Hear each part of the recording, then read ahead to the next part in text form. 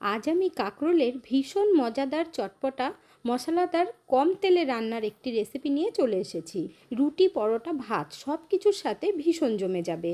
আর দেখা মাত্র না বানিয়ে থাকতেই পারবেন না। ঘরে যদি দুটো কাঁকরোল থাকে তাহলেও কিন্তু আপনারা এই রেসিপিটা তৈরি করে নিতে পারবেন। নমস্কার বন্ধুরা, মিঠুস ওভেনে আপনাদের সবাইকে স্বাগত জানাই। আজ আমি আরও একটি নতুন ভিডিও নিয়ে চলে এসেছি আপনাদের সামনে। কাঁকরোলের সবজি বানানোর জন্য এখানে আমি 4টে কাঁকরোল আর 2টো বড় সাইজের পেঁয়াজ নিয়েছি।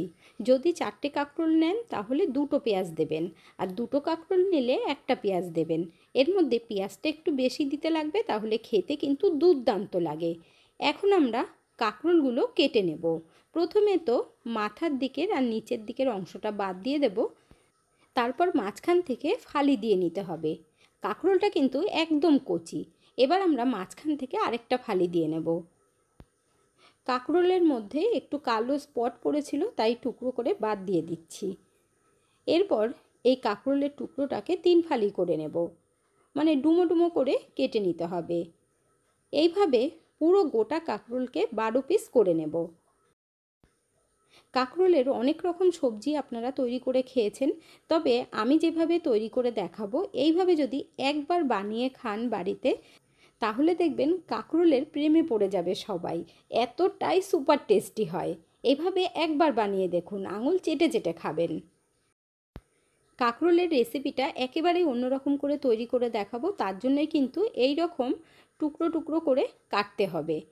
4টে কাঁকরোল কাটা হয়ে গেছে, এখন একটা বোলের মধ্যে তুলে নিলাম, আর কাঁকরোলগুলো খুব ভালোভাবে ধুয়ে নিতে হবে। আজকের রেসিপির জন্য কিন্তু পেঁয়াজটা একটু বেশি লাগবে, তার জন্য 2টো বড় সাইজের পেঁয়াজ নিয়েছি।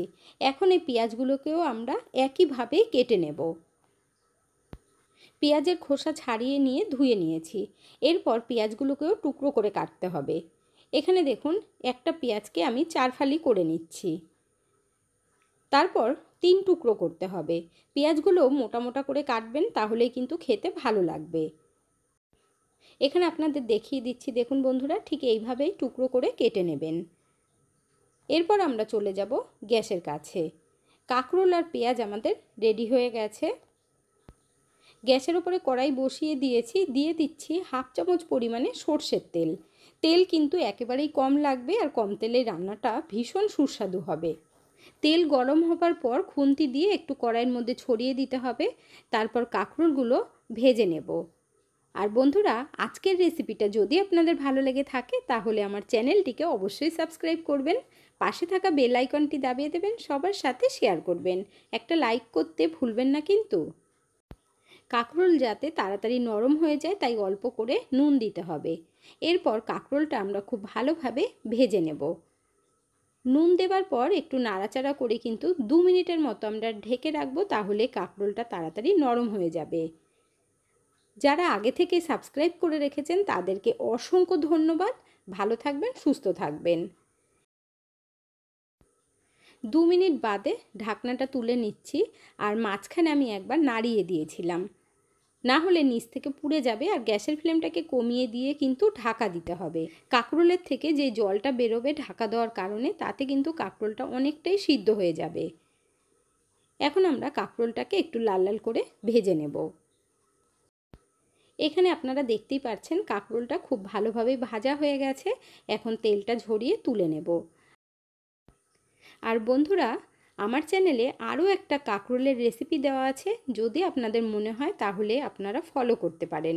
আশা করছি সেই রেসিপিটাও আপনাদের কাছে ভালো লাগবে। কাঁকরোলটা লাল লাল করে ভাজার পর দেখুন কালারটা কত সুন্দর হয়েছে। এরপর কড়াইয়ের মধ্যে আরও 1/2 চামচ পরিমাণে তেল দিয়ে দেব। তেল গরম হবার পর অল্প করে দিয়ে দিতে হবে 5 ফোড়ন, এতে করে সেন্টটা খুব সুন্দর আসবে। আর 5 ফোড়নটা একটু লাল হবার পর পেঁয়াজগুলো দিয়ে দিতে হবে। পেঁয়াজগুলো আমরা হালকা করে ভাজবো, একটু কাঁচা কাঁচা থাকবে, তবেই কিন্তু খেতে ভালো লাগবে, তাই একদম লাল করে ভাজবেন না। আমার অনেক বন্ধুরাই আছেন যারা কম তেল মশলায় রান্না করতে পছন্দ করেন, তাদের জন্যই কিন্তু আজকের রেসিপিটা। পেঁয়াজটা কয়েক সেকেন্ড ভেজে নেবার পর দিয়ে দিচ্ছি 2টো পাকা লঙ্কা। যদি আপনারা ঝাল কম পছন্দ করেন তাহলে একটা দেবেন। আর রান্নাটা যখন কম তেলে করবেন তখন কিন্তু গ্যাসের ফ্লেমটাকে কমিয়ে দিয়েই করবেন, তাহলেই দেখবেন মশলা পুড়বেও না, রান্নাটাও খুব সুন্দর হবে। এরপর দিয়ে দেব সামান্য পরিমাণে একটু আদা রসুনের পেস্ট। যদি আপনারা রসুন না পছন্দ করেন তাহলে শুধু আদার পেস্ট দেবেন, একদম অল্প করে দিতে হবে। আর পেঁয়াজটা আপনারা দেখতেই পাচ্ছেন কাঁচা কাঁচাই রয়েছে, তার মধ্যে কিন্তু আদা রসুনের পেস্ট দিয়ে দিয়েছি।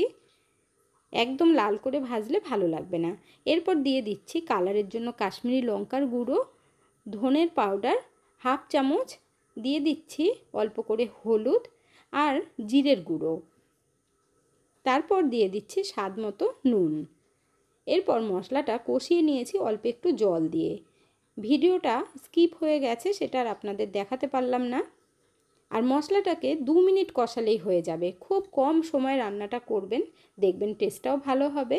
আর একেবারেই কম তেল মশলায় রান্নাটা করছি, আপনারা দেখে বুঝতেই পারছেন। এরপর ভেজে রাখা কাঁকরোলগুলো দিয়ে দিতে হবে। আর কাঁকরোলটা দিয়েই কিন্তু আমরা কয়েক সেকেন্ড একটু কষিয়ে নেব। কাঁকরোলটা যতটুকু শক্ত আছে এতেই কিন্তু সিদ্ধটা হয়ে যাবে। কাঁকরোলটা দিয়ে আমরা 30 থেকে 40 সেকেন্ড কষিয়ে নেব, তারপর ঢেকে দিতে হবে 1 থেকে 1.5 মিনিটের জন্য। কারণ কাঁকরোলটা এমনিতেই ভাজা ছিল, 50% সিদ্ধ হয়ে গেছিলো। আর দেখুন ঢাকার জন্য একটু জল বেরিয়ে গেছে কাঁকরোলের থেকে।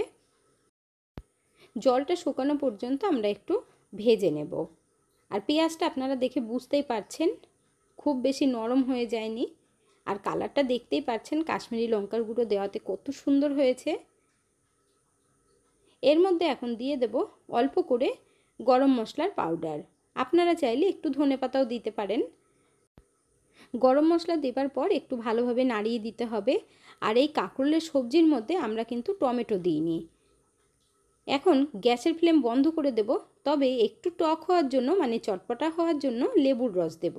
এখানে আমি 1 চামচ মতো লেবুর রস দিয়ে দিচ্ছি, এতে করে টেস্টটা খুব ভালো হবে। আর গ্যাসের ফ্লেম বন্ধ করেই কিন্তু লেবুর রসটা দেবেন, না হলে তিতো হয়ে যেতে পারে। এখানে দেখুন ভালোভাবে মিশিয়ে দিচ্ছি লেবুর রস। আর এতটাই চটপটা এতটাই মজাদার হয়েছে বন্ধুরা, তৈরি না করলে কিন্তু বুঝতেই পারবেন না। এখন আমরা গরম গরম সার্ভ করে নেব। ভাত রুটি পরোটার সাথে পুরো জমে যাবে। যারা কাঁকরোল খেতে পছন্দ করেন না তারাও কিন্তু আঙুল চেটে চেটে খাবেন। আর পেঁয়াজগুলো দেখুন কত সুন্দর লাগছে না দেখতে, একেবারেই অন্যরকম এক অনবদ্য রেসিপি। তাই আর দেরি না করে ঝটপট বানিয়ে ফেলুন। আজকের ভিডিওটা আপনাদের কাছে কেমন লাগলো অবশ্যই কমেন্ট করে জানাবেন। এতক্ষণ ধৈর্য ধরে ভিডিওটি দেখার জন্য অসংখ্য ধন্যবাদ। ভালো থাকবেন, সুস্থ থাকবেন। দেখা হচ্ছে পরের ভিডিওতে। Thank you.